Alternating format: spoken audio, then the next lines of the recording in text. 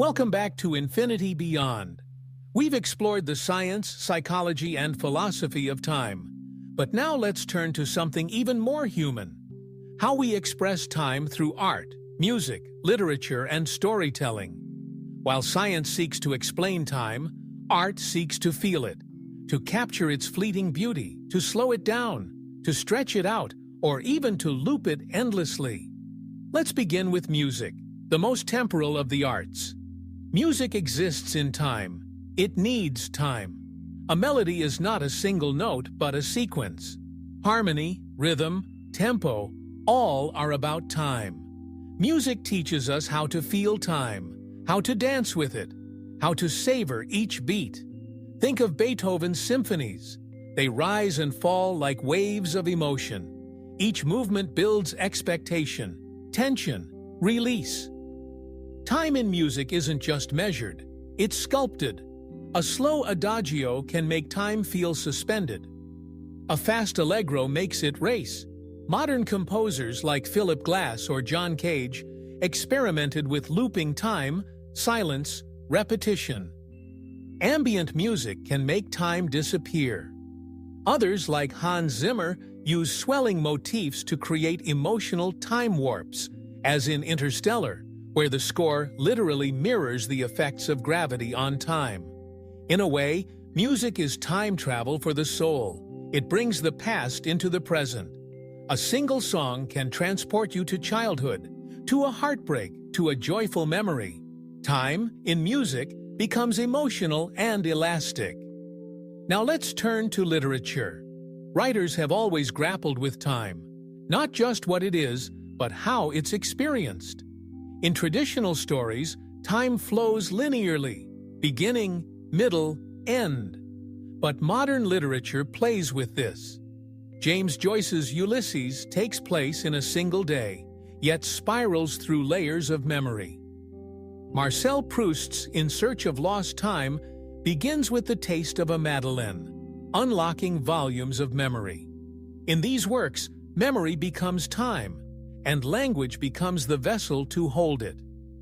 Writers like Virginia Woolf, Jorge Luis Borges, and Italo Calvino bend time, like physicists bend space, telling stories that move backward, sideways, or in circles. Even ancient myths explored time. The Greek myth of Chronos, time, and Kairos, the opportune moment, recognized that time is not just duration, but significance. Not all moments are equal. Some moments open portals. Others pass unnoticed. In cinema, time becomes visual. Directors like Christopher Nolan use time as a character. In Inception, dreams stretch time across layers of consciousness. In Tenet, time literally runs backward for some characters. In Dunkirk, he tells 3 stories over different timelines that converge into one emotional climax. And think of Groundhog Day, where time loops teach the protagonist empathy and growth. Or Arrival, where an alien language reshapes human perception of time. These stories aren't just clever, they're meditations on what time means to be human. Even in animation, time is fluid.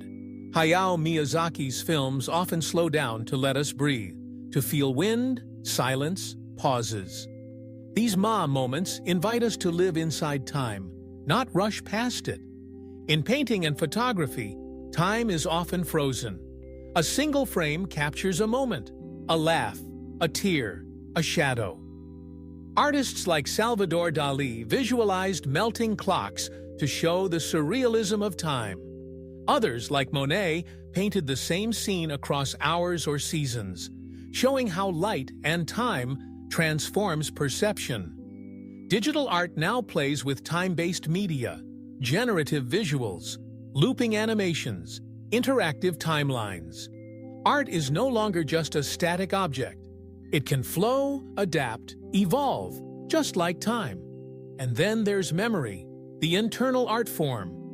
Memory is how we narrate our past, revising, reshaping, sometimes rewriting. Our autobiographical memories are stories. They're not perfectly accurate. They're emotionally true. The act of remembering is like editing a film. We cut scenes, change the lighting, add music. And each time we recall a memory, we may alter it. In this way, memory is not just stored time, it's living time. Art reflects that. Every painting, book, or film is a form of memory, an attempt to preserve time, make sense of it, or challenge it. And let's not forget storytelling, the most ancient art of time. Whether around a fire or in a digital stream, we tell stories to impose order on chaos. Stories begin and end. They have arcs. They remind us that time is not just random noise, it can have meaning, structure, and resolution. Every story is a little time machine.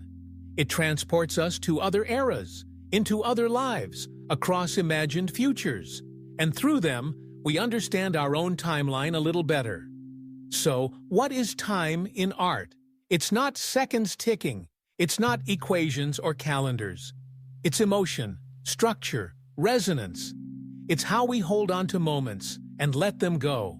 It's how we remember, how we heal, how we dream.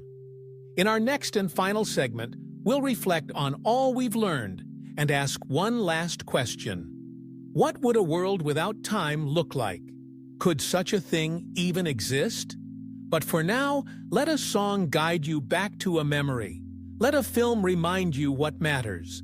Let a story stretch your heart across time. This is the human gift, to turn time into meaning.